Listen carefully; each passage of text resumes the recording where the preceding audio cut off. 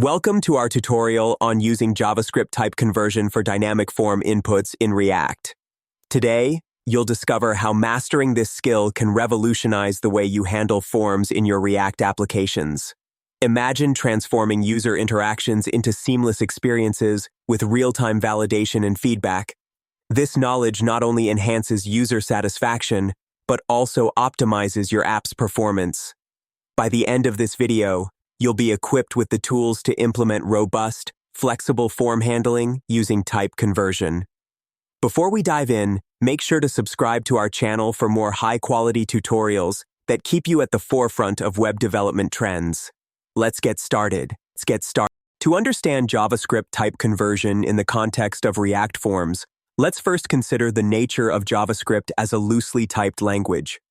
This means JavaScript can automatically convert types, allowing you to dynamically handle various data inputs. In React, managing state and props effectively is crucial, especially when dealing with diverse form inputs. React's component-based architecture facilitates this by enabling controlled and uncontrolled components.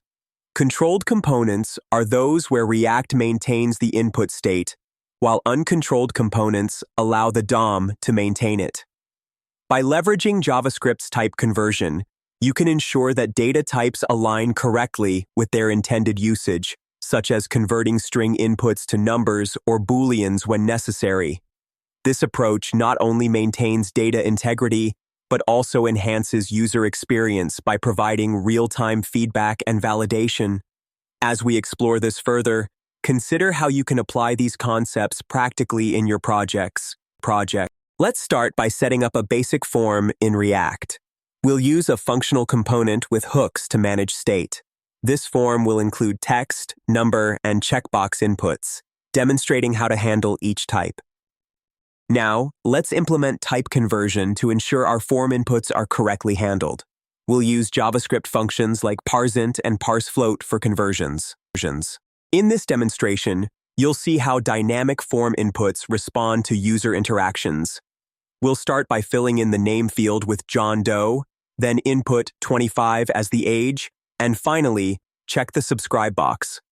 Each action is reflected immediately in the form state, showcasing the power of React combined with JavaScript type conversion.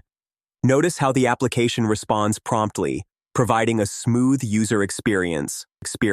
You've just learned how to leverage JavaScript type conversion for dynamic form inputs in React, transforming user interactions into seamless experiences.